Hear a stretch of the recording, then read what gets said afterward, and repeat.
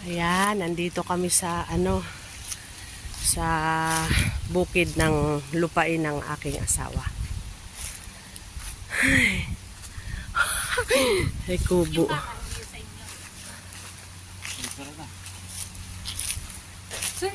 Adik. Kala ko rin.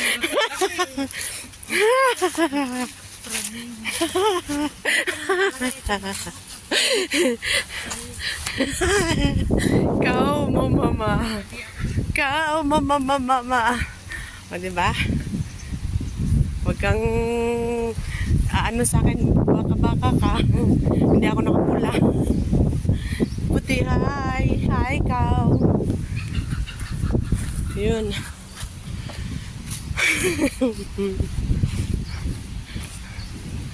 Alam mo yun na yun Ayan may daming bunga ng saging. Yan, pinangkain na yung mga saging. Yan, may kaimito. So, tayo dito sa kagubatan, guys. Ayan, yan Ano tawag nga dyan sa ano na yan? Fruits na yan. Yan. Ito na yung kanilang solar. Malaki pa ito. Hanggang doon. May mga nyug pang bagong tanim. Aray ko. Wala man lang bunga yung suha. Yung mga santol. Walang bunga. Pati mga bayabas. Walang mga kabungahan. Aray ko. Ano yan? Ano yan? Maliit na malunggay. Ay, malunggay nga. Oh, yari ka. Kuhanin kita mamaya. Itatanim kita dun sa amin na malapit. Kaninong kubo to? Oh guys, tingnan ninyo yung amorsiko. Dumikit sa aking May dragon fruits pa. May dragon fruits pa. Ayun, baka may may mga laman yung mga mga gabi. Yan mga gabi guys. Nakakuha pa si Papa ng sakuban.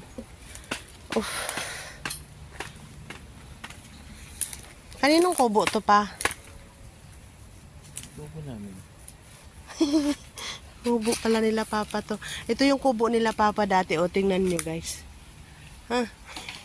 Nakadapa na lahat ng mga posting, mga pinaglumaan ng panahon. Diba? May planggana pa. O, di ba mga antik yan? Yun, ang daming gabi. Kaya lang, maliliit pa sila. Maliliit pa yung mga gabi. Paralain din yan. Hindi yan, Makati yan. Yan, Kahit ko'y gabing bako. Tingin tayo ng mga kalamansi, baka meron. Papasabihin mo kung nasaan na yung boundary namin baka kami lagpas-lagpasan may nang harvest na dito, may nanguha na. Wala man lang. Ay, Papa, ayun ang saging hinog na. Tibain mo na. Sili pa, wala nang bunga. Ayan ang sili. Wala nang bunga, hindi na ni Papa nabutan. Ayan, madaming na gabi. Ayun, Papa, tibain mo yung saging pa. Ang dami na palang nanguha dito. Kaya pala ayan mga gabi, tinumba na nila. Hindi ka pala pwedeng magtanim dito na hindi mo titirahan. Kailangan nandito ka rin nakatira kasi pagka wala, haharbisin ng iba yung itinanim mo. Aray ko. O, diba? May dragon fruits kayo. Dragon fruits. Ayun, may nakita kong hinog na saging. Tsaka yung isa malapit ng mahinog. Kaya lang, ayun pa, may isa pa. Ay, may puso pa siya. Hindi pa siya ari. Hindi siya pa pwede. Mga guys, punta nga tayo dito sa ibaba. Ayan, may nanguha na ng mga gabi dito. Ayun, So, it means late na tayo guys. Ayan, madami ng nakuhang saging. Tingnan na tayo. Oh, 'di ba? Tira-tira na lang yung napunta sa atin. Ayan, oh, saging. Wala na. Kinuha na nila. Madaming mga bunga yung saging, kaya lang, ano, ayan, oh. Meron pa doon isa, oh, dalawa. Ayan, madami pa. Kaya lang, kinuha na nila. Ayun pa, oh. Madami pa yung ano doon.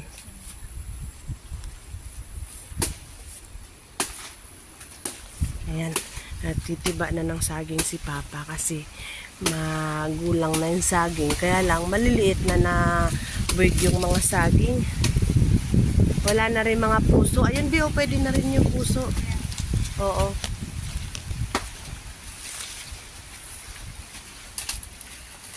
Tagain mo sa likod para ano, mag-balance yung taga.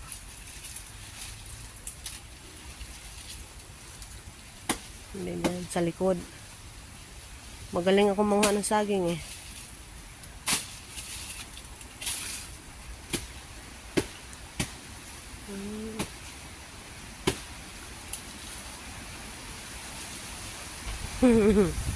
Yan na, babagsak na yung saging.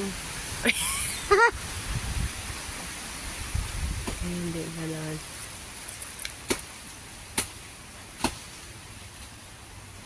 Kayo guys, alam nyo nang manguha ng saging dito? Ha? Naalala nyo pa yung nasa kabukiran tayo? Manguha tayo ng saging. Ayun, ipapangsigain ng saging doon. Oh.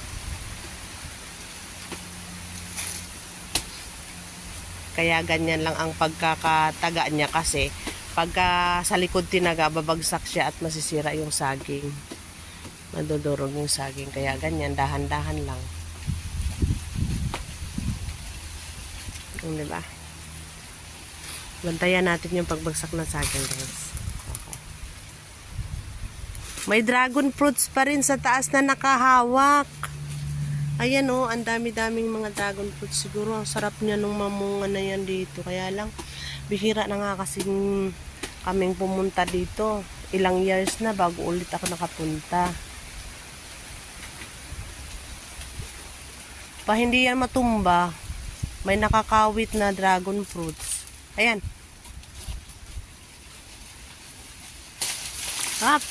Matamaan yung isang saging. Halit-lit ng buwag kinain ng mga ibon.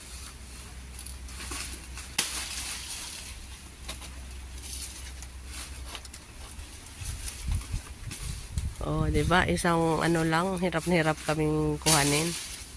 Kasi nga may, ayun oh, ang laki ng dragon fruit na baging nakakabit. Ayun guys, oh. Kaya hindi siya basta matutumba.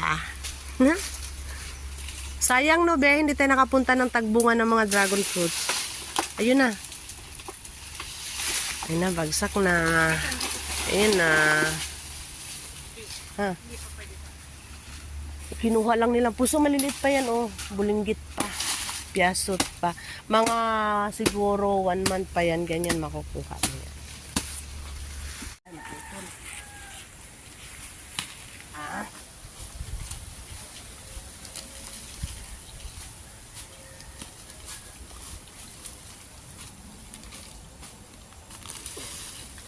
Takway naman kaliliit ng takway. Hindi magtatakway, kulang sa tubig eh.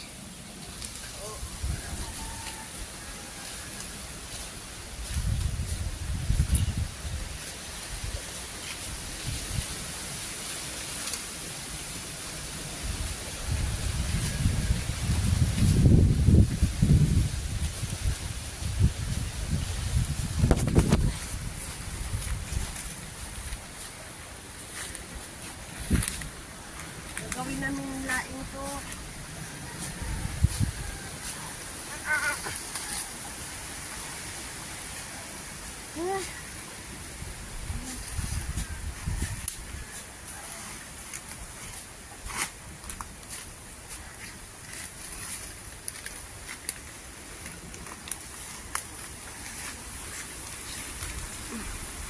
Pag wala tayong panguhang panlaing, yan, talbos ng langka. Isahog natin yan, pwede nga yan.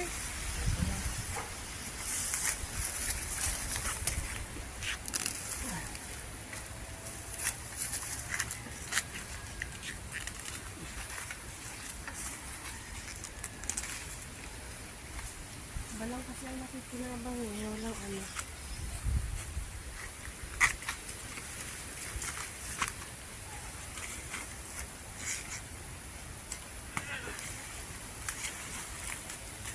Tingnan nyo. Oh. Diba? Ganun lang talaga ang life.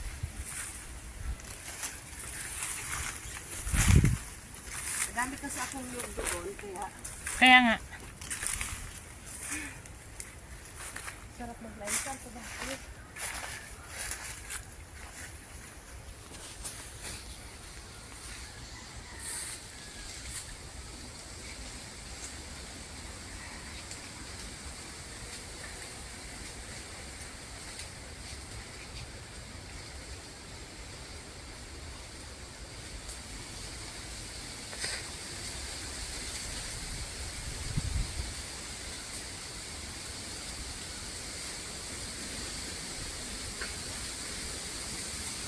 Maliliit nga lang yung dahon ng ano.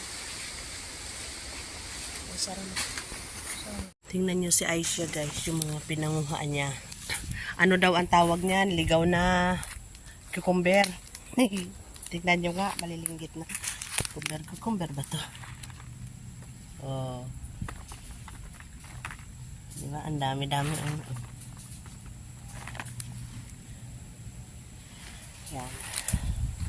Yan o. Ayan o, busy-busy sa pangunguha. Ayan o. Yan o. Doon sa amin, sa bukid, ang tawag, hindi namin pinapansin yan kasi yan ay pagkain ng ahas, sabi ng tatay ko. Kaya hindi kami nanguha ng ganyan. Ngayon ko lang nalaman na nakakain pala yan. O, diba? Nandito pa kami sa ano. Guys, tingnan niyo yung aking paa. Pati yung sapatos ko, o, diba? Bagong design ng sapatos yan. Tsaka jogging pants, o, diba? So, ngayon guys, mangunguha tayo ng ano. Ayun yung asawa ko, nagtatabas. Mangunguha tayo ng puso ng saging. Ayan, may dala-dala kaming nyog. May dala-dala kaming malunggay. Ayan yung mga gabi na lulutuin naming laing. Tapos, nandito yung mga sili at saka paminta. Yun, so, yan, maraming mga gabi. Kaya lang wala silang mga bunga guys. Ngayon, doon tayo. Kita niyo yung puso ng saging. Yun. Yun. Puso ng saging. Wait lang ha. Papakita ko sa inyo. Ayan, maliit na yan. Yan. Pupuntahan natin yan. Kukuhanin natin. Lang ha. Kailangan lang natin zoom. Ito pala yung nyug na kinain ko yung laman. Diba may ano tawag nun? May laman yan. Ayan o. Yan, dyan yung kinain ko. Kasi nagutom na ako.